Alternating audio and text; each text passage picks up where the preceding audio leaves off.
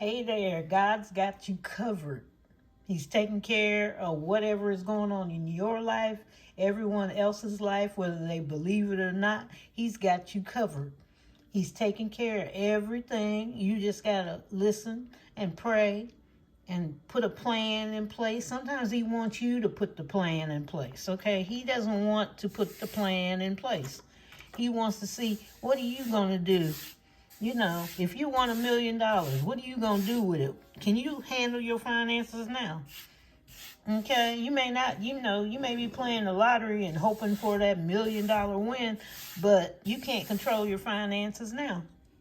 You can't take care of them, so why would he give you $1 million? And some people, he gives $1 million and he just watches you spend it away, do what you usually do with it, hand it out to too many people, and not taking care of yourself or your family or your needs. You know, it's okay to give, but give within your means and figure out, make sure you got enough to give. All right? I don't tithe. I give what I think I should give. I also give to people and homeless and different things that I do. And I don't tithe because to me, that's God's people out there, and that's who I take care of. Some of them may be subscribers, some are not. And that's who I do, and that's my tithing money goes out there. My church doesn't need any money. My pastor doesn't need any money. I'm not giving to a building that's already built and can be built on more. You know, all he has to do is say the word, okay? We're the type, if you need a new school bus, like he says, we need a new school bus. Who's got the money for the school bus? I want to pay it in full. And everybody brings up who's able to do that. So do only what you're able to do in everything. Your finances, your budget. Don't go overboard. Don't look at other people. Don't look at what I'm doing, okay? Anything can crash and burn. I'm always watching my finances and what I'm doing. I don't want to crash and burn, but things could crash and burn. You never know. You just got to keep on going.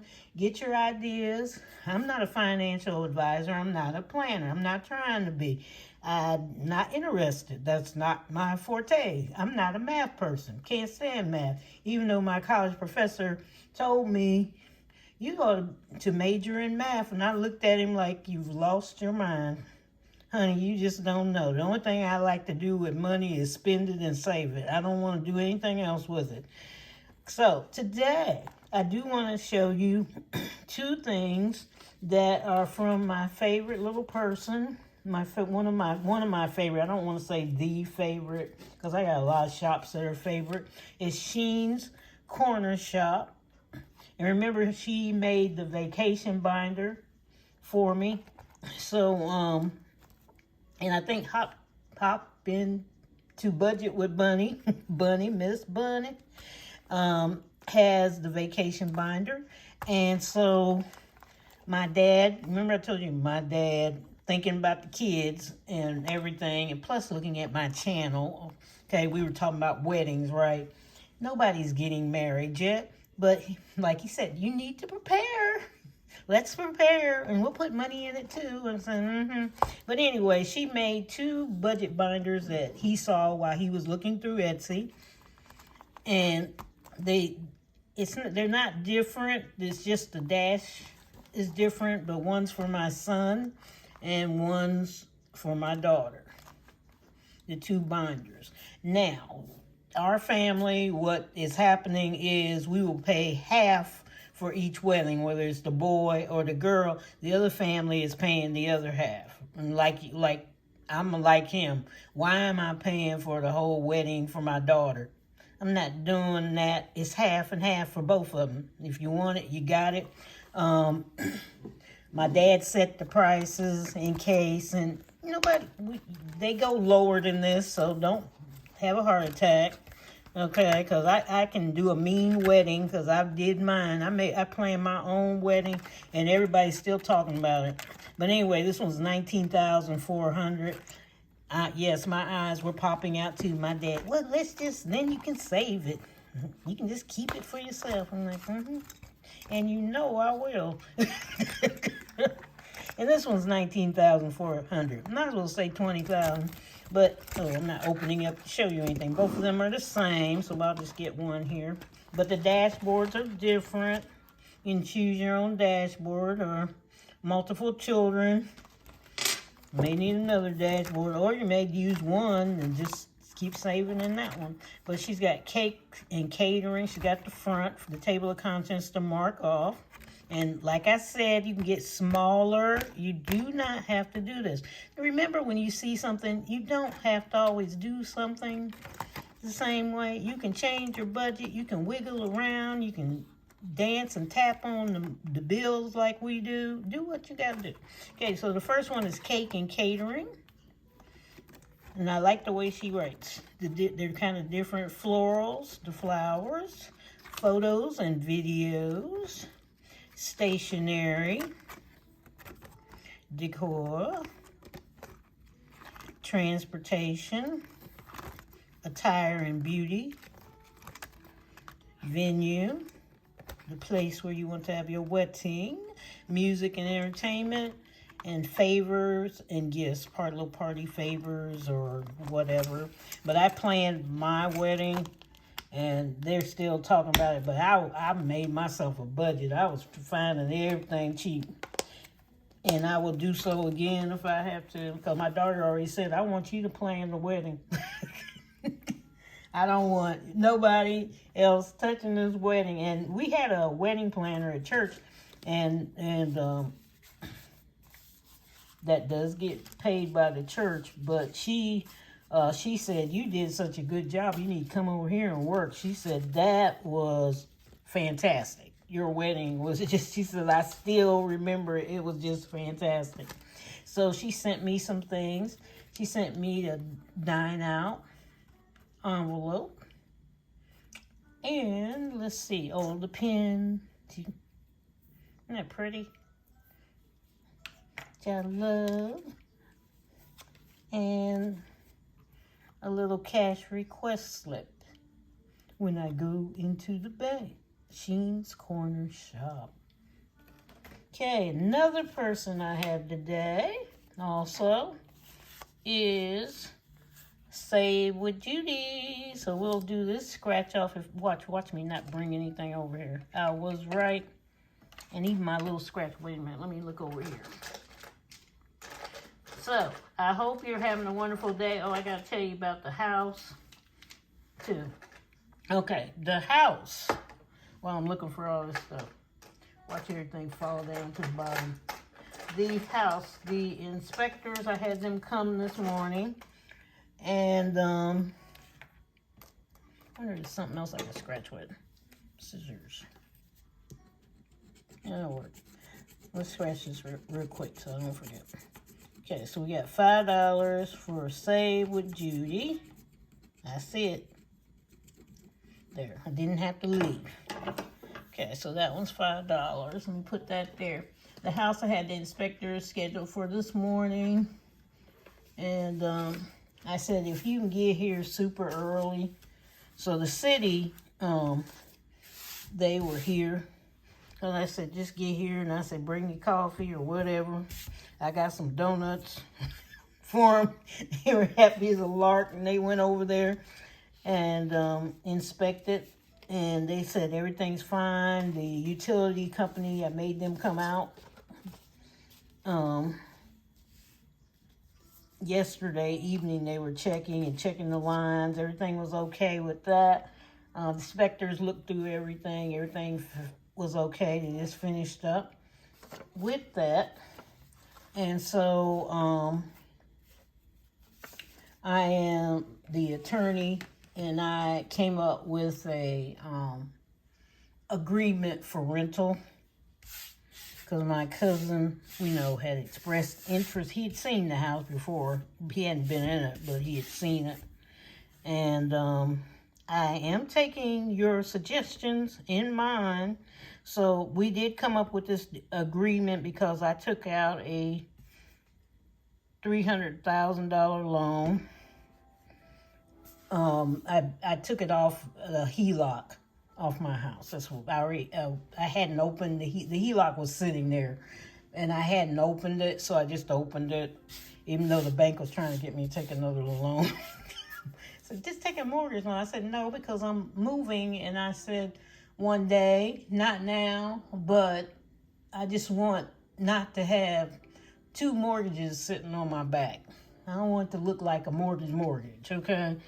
And I said, this way it can look like a rental and extra income, the house, instead of, I said, I want things to work in my favor. And so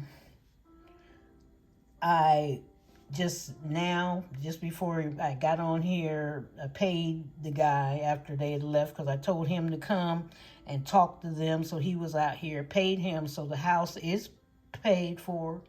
It's free and clear, fine. The HELOC's on my house that I will be paying for. And I am taking your suggestions. I don't like to deal with family too much. I would like to deal with family, because I remember we had that issue with my uncle going, he's had Alzheimer's and all this other stuff before he passed. And we got a couple relatives that I wouldn't do business with at all.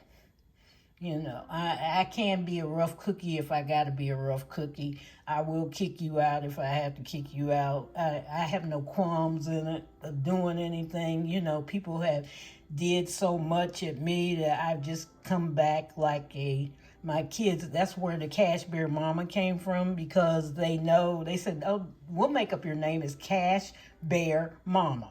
They said, you find money when nobody has money. You're a bear when you have to deal with people, and that had to deal at school with our teachers or whatever. And they said, you're our mama. They came up with the name. So, and I had to, people do things to you as you're growing up, little things, bullies, whatever, and you turn into Attila the Hun sometime. And plus, you're going to take care of your kids. If you're a mother, you're going to rile up against anybody or anything that threatens your family type thing. But there are some, and my relatives know me, if you don't walk the line, okay, you're there, I love you, but we're not doing this. And my uncle knew it well. Whenever he would go in and out, I would go, I'm not doing this. I kind of ceased hanging around because it was making me just too upset, and I wasn't going to have my health and my brain reacting to his actions. And I just prayed for him, and I said, God, take care of him. You have to forgive people for what they say or do, but you don't have to take the abuse. You just back off. And that's what I usually do. I back off. So I did talk to my cousin. He did have interest in it. I am taking your suggestions, because my mind, some people are like, oh, it's your family. Yes, yes, yes. I'm also taking, my mom always tells me, you're very objective. You've always have been. I'm objective. I stand there, whoever it is, even my kids, and I go pros, cons. What's the good? What's the bad? And I make my decisions off of that, life or death or whatever. And she says, you're very objective regardless of whether it's family, friends, or whatever, And so the pros I got from let me put the cons I got. Which one should I do first? Pros. Okay, good stuff. Okay, the pros that I have, yes, he's my family member. She married into the family, of course, but I consider them both. They are living with her relatives right now and paying them $500 a month just to stay there. They got 2 kids, very small. One was just born a little while ago, and she couldn't work because he had to do all the working. She would if she could. The baby was just born, and so now, so my mom came up with the idea, because she had opened a daycare, after she retired, and to take the kids over there. So she did go back to work, start working. That helped out with the finances, although I did work with him to do my credit card thing to get out of debt. So we did do that. He did get out of debt. They needed another car, did get the car. But the only thing that was bugging me, like I said, I'm very objective. Okay, now we're coming to the cons. He's a good payer. He pays on time. WDD don't have it. The cons I got was, why are you in these people's house this many years? Couldn't you, before all this stuff started with the interest rate and everything, couldn't you have found a way to get on out of there? Because it was like you hear the little, I'm boxed into this house and I can't you can't do anything. They were her relatives. It wasn't like he could go to the refrigerator and grab stuff out, because he said it just wasn't like that. He was having issues with it. So that's what the problem I was having. Well, why don't you just get up and get your family out of there? That should have been your priority of doing that. He's not argumentative. She doesn't argue or anything. I don't see a problem with the personality type thing going, but being objective as I am, I did already tell my parents, I said, I think I'm going to leave it as a rental. And I told the attorney, leave it as a rental. I don't have a problem. I said, I did broach the idea of selling it to them, or giving it to them after they paid the whole loan off. But I said, just leave it as a rental right now. That gives me time not to be rushing into things, and then I said, I can see what's going on. Because now you have to pay on time. I'm giving you a grace period. The payment's due on the 1st. The last day you can pay it is 15 days from then. So on the 16th, I should have the rent in full. So I said, let's just leave it as a rental. And we're charging $2,000 a month for it. And they have to deal with their utilities. Now, that kind of got me, too, because she wanted me to pay for all the utilities. And I was going, I'm not paying for your utilities. The electric bill may go up, the gas bill, which I do know, because I live out here. Gas may go up. I got my own issues, okay, with my utilities. I don't want your issues over there. And then most of that $2,500 is gonna go toward your utilities. I'm paying off this HELOC loan, okay? Quickly. I said, when you put your money in, that 25, I'm gonna be putting 25 on my end, okay? Every month, I'm doubling that.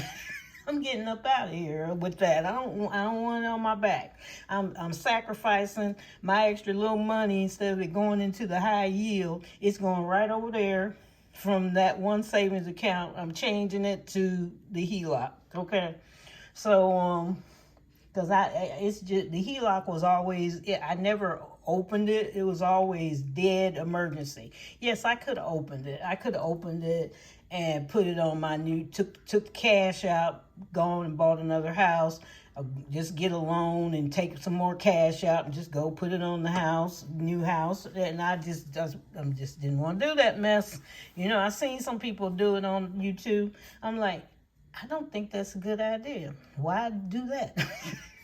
and I wanted to have a rental property anyway.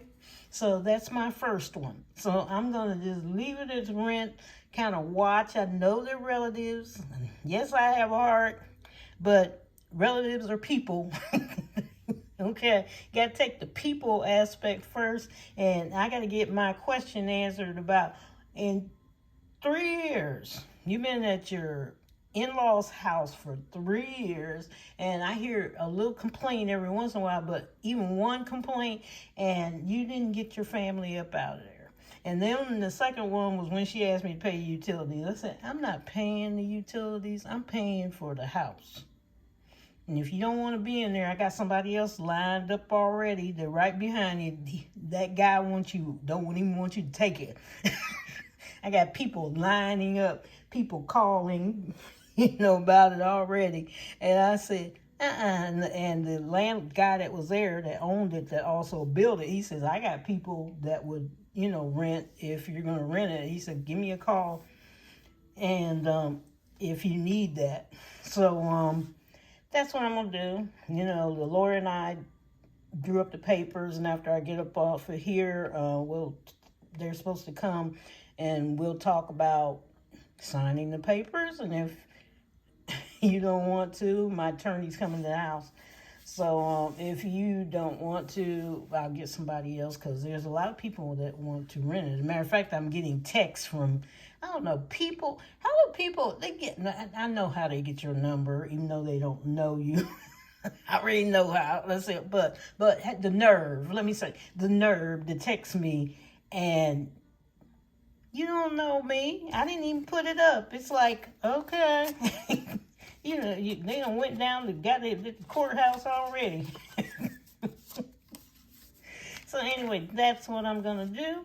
And we're going to go on because Miss Judy sent me, look at that. Isn't that pretty? And I love purple.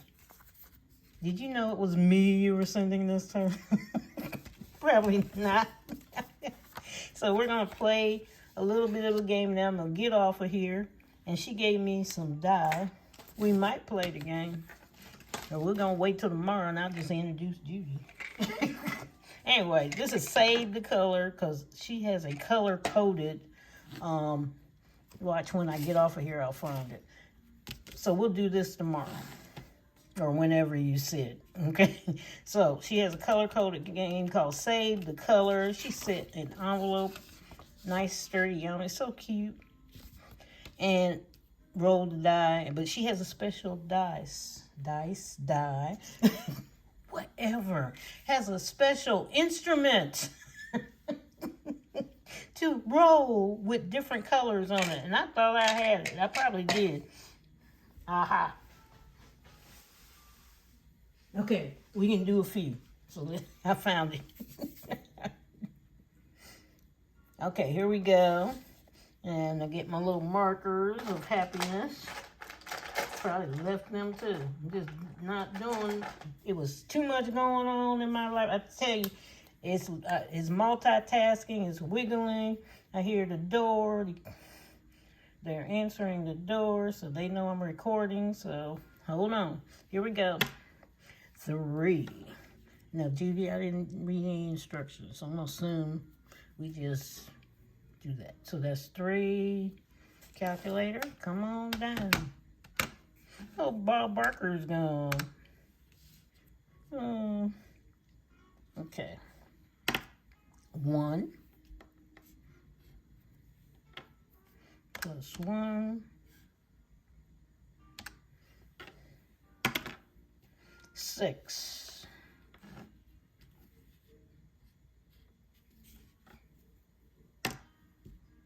6 again. 16.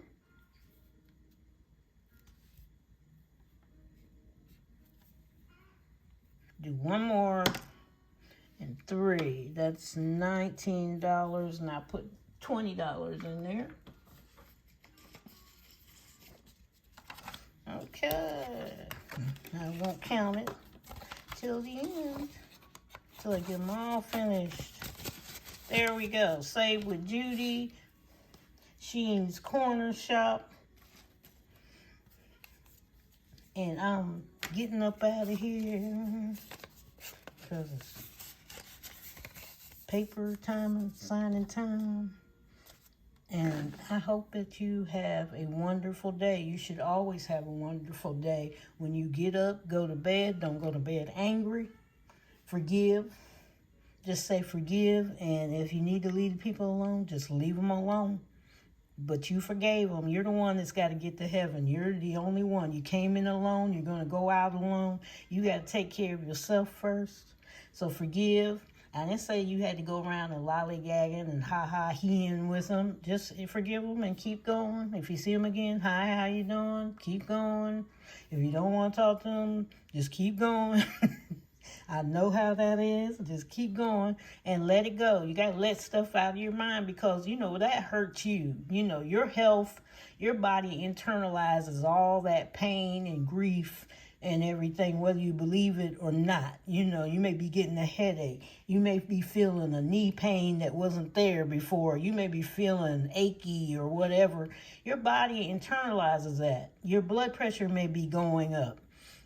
Okay, yeah, they say it's scientific, but it's awfully funny when stress comes. What comes? Blood pressure, high blood pressure, everything else. And other people, it's just happens because it's genetic probably.